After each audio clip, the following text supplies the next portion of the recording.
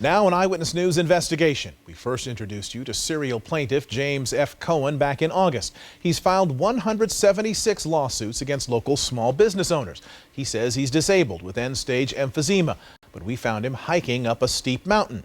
Cohan dropped his pending lawsuits after our first story aired, but now he's back, filing more than a dozen new lawsuits, and tonight he's even threatening to sue us. October 27th. Your dogs are so cute. It's just about noon. James Farkas Cohan is out for his daily hike. It's steep terrain, as we showed you back in August, especially for someone who claimed in this March 2011 lawsuit to have end-stage emphysema, a condition that limits his ability to walk, work, speak, and breathe. 2 hours after that hike, we caught up with Cohan in court, on crutches. You know, we have pictures of you, able-bodied, doing your hike this morning. Are you aware of that? I'll take your word for it.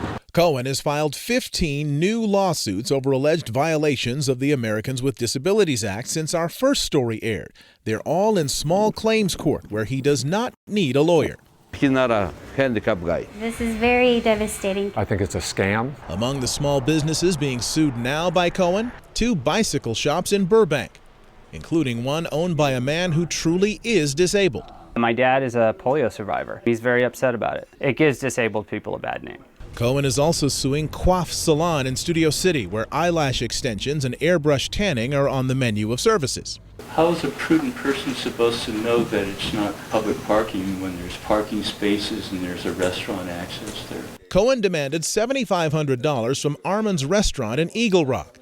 This is the second time Mr. Cohan has sued us. The first time was with a lawyer and he dismissed. Cohan lost this round, but says it's not over yet. So what's next? What's next is to sue people who are not in compliance.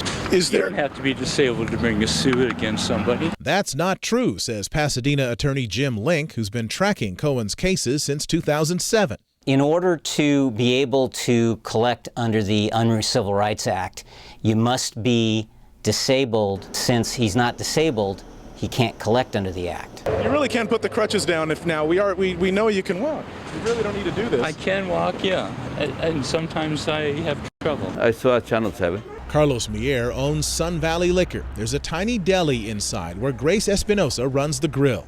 I love my business. I've been working very hard for it. Cohan is demanding $2,500 from Grace. We want to fight. We're not going to give any penny to him. He deserves to stay in jail. Cohan has been to jail at least twice. In 1998, he was caught in a sting by Italian police investigating his business in trafficking human organs. We asked Cohan about it in August. I'm still involved in organ transplants, yes. Cohan spent time in an Italian jail, but charges were never filed.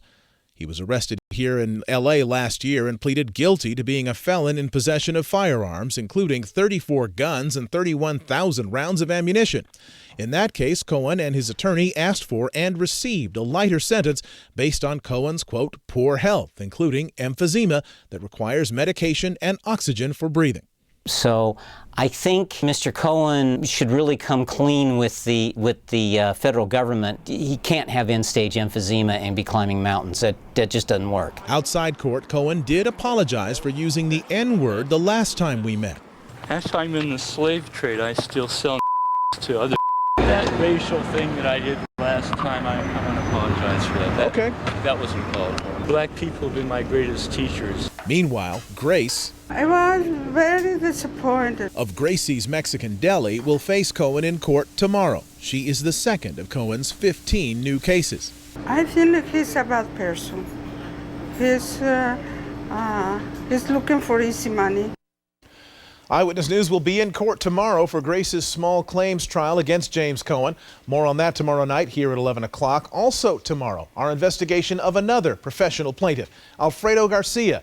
He's filed more than 500 lawsuits against local small businesses. Today, a judge threatened him with jail. So why won't he stop? That's tomorrow night on Eyewitness News at 11. Michelle?